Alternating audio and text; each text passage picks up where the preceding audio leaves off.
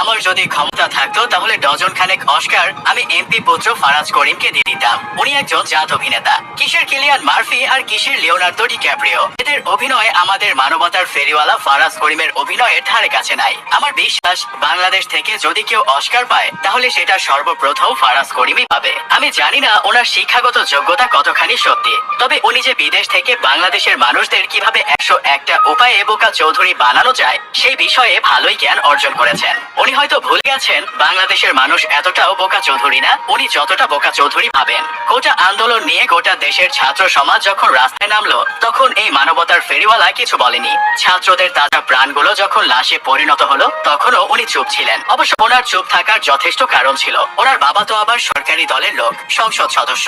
উনি যদি ছাত্রদের নিয়ে কিছু বলেন তাহলে সরকারের বিরুদ্ধে চলে যাবে, আর সরকারের বিরুদ্ধে চলে গেলে উনি তো আবার বাবার অবর্তমানে এমপি হতে পারবেন না, তাই উনি চুপ ছিলেন।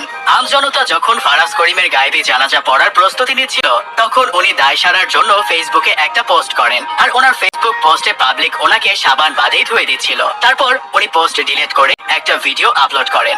ভিডিওতে উনি মানুষদের বোকা চৌধুরী বানানোর জন্য অনেক চেষ্টা করেন এবং শেষে উনি নিজ মুখে এটাও বলেন, আপনারা আমাকে ভুল বুঝবেন না, আমি সমাজের ছোটখাটো কাজ করি, ছোটখাটো কাজের মধ্যেই থাকতে চাই, আমার বন্যার কাজেই আমি থাকতে চাই। অবশ্য ফারাজ করিম ভুল কিছু বলে নাই। বন্যার কাজে তো লাভ অনেক বেশি, বিকাশ, রকেট, নগদ এইসবের মাধ্যমে বিনা পুঁজিতে অনেক ভালো ব্যবসা করা যায়। আপনারা দয়া করে ফারাজ করিমকে কেউ ভুল বুঝবেন না। কয়েকদিন ধরে বৃষ্টি হচ্ছে, সুনামগঞ্জে পানি বাড়ছে, আপনারা সবাই ফারাজ করিমের বিকাশ নাম্বারে 500 টাকা করে পাঠিয়ে দেন যাতে উনি 2024 সালের ভেতরেই চাঁদে জমি কিনতে পারেন। এই ছাত্র আন্দোলন না হলে আমরা মুখোশধারী কিছু মানবতার ফেরিওয়ালাকে চিনতে পারতাম না। যে ফারাজ করিমকে একটা সময় এই দেশের তরুণ সমাজ নিজের আইডল মনে করত তাকেও চিনতে পারতো না। ফারাজ করিম যখন দেখলো যে সরকারকে সে এতদিন চাটলো সে সরকারের চেয়ার এখন নড়বড়ে হয়ে গেছে, তখন সে নিজের পিঠ বাঁচানোর জন্য ওনার মাকে নিয়ে আবারও ক্যামেরার সামনে হাজির হলো নাটকের নতুন স্ক্রিপ্ট নিয়ে। যদিও স্ক্রিপ্ট অনেক দুর্বল ছিল। ভিডিওতে ফারাজ করিমের মা বলেছেন বাবার মুখের দিকে তাকিয়ে ছেলে প্রতিবাদ করতে পারেনি, মানে বাবা সরকারের দালাল দেখে